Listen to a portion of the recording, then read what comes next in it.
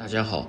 豬腰相信很多朋友都喜歡吃，但是自己在家做出來總感覺沒有飯店的香，吃起來腥臊味特別重，而且吃着還不夠嫩滑。其實是有一些小技巧的，今天跟大家分享一個很有特色的做法，相信很多朋友都沒有吃過，更沒有見過。像這樣做出來，嫩滑鮮香，開胃又下飯，很適合家庭操作。接下來就跟着我的視頻看一下具體是怎麼做的吧，幾分鐘就能夠學會。首先来準備2個新鮮的大豬腰子，再來準備一些青蒜苗和芹菜，這2樣主要是豐富口感，增加香味，去除豬腰的腥膻味，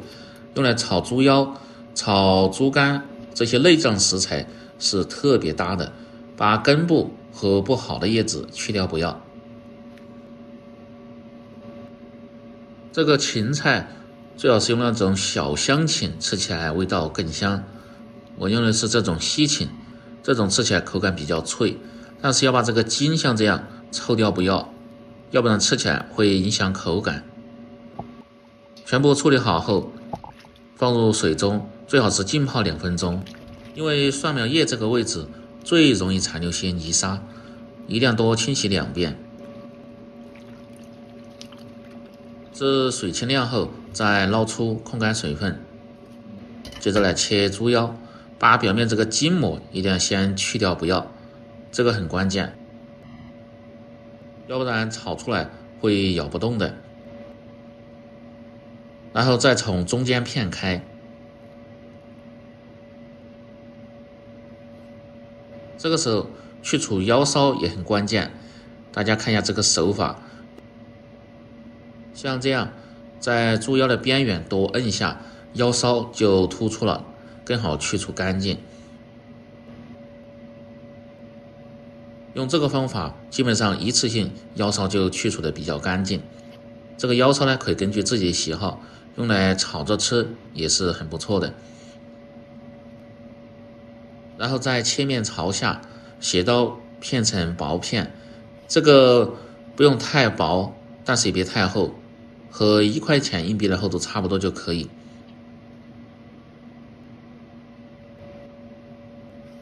像這個方法在家裡邊操作，豬腰更好成熟和去除腥臊味。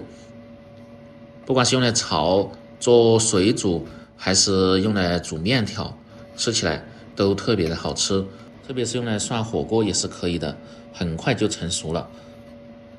接着來切芹菜，先從中間片開，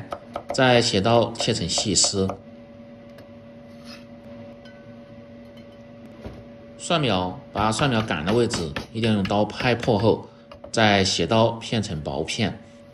這樣炒的時候就很好成熟了。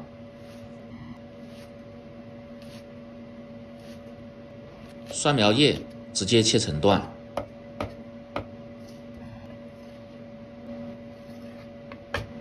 全部切好後，裝入小盆中，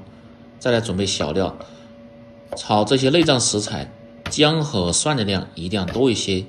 能夠很好的壓制臟器味，增加香味。拍破剁碎就可以，不用剁得太細。這個野山椒一定要適當的放上一些，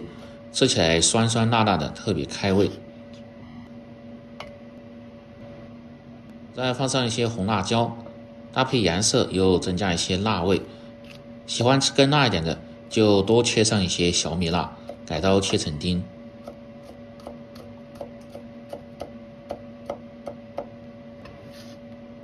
全部切好後装入盆中，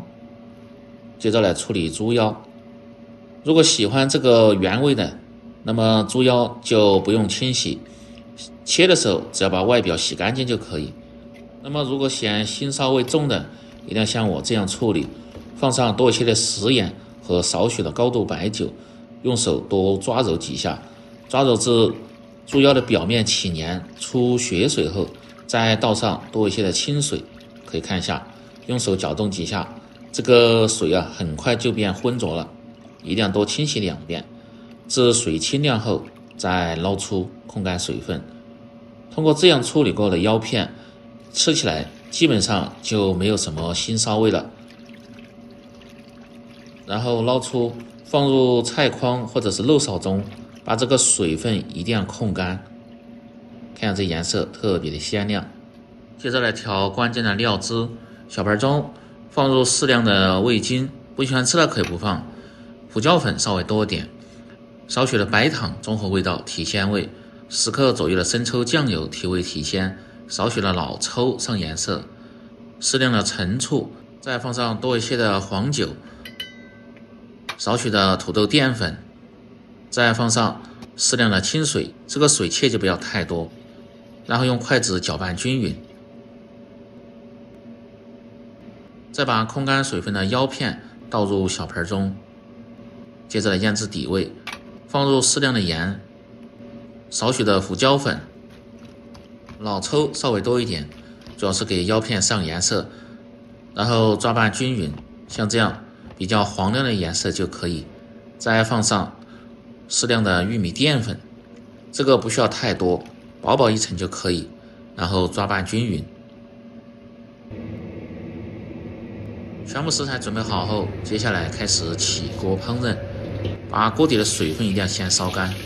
再放上多一些的植物油，先把鍋潤透。因為今天這個做法更適合家庭操作，不用過油也不過水，這樣吃起來既香，而且營養物質還不易流失。潤透後盛出熱油，再放上適量的菜籽油熬出香味，接着放入少許的豬油，用混合油炒出來味道更濃香。油熱後先下入幾顆花椒炸出香味，再放入小料炒出香味，接着放入少許的豆瓣醬炒出醬香味和顏色後，再放入醃好的腰片，這時候一定要開大火翻炒，火候切记不要太小，這樣腰片成熟更均匀，而且還快。炒至腰片定型後，倒入切好的辣椒，翻炒幾下，把腰片炒到7成熟，再放入切好的蒜苗和芹菜，繼續保持大火翻炒，炒出香味後，倒入提前調好的料汁，先靜置3秒鐘左右，讓澱粉糊化，再用勺子快速的翻動，翻炒個5、6、7、8下，炒至汁乾粘稠後，即可關火出鍋，裝入盤中。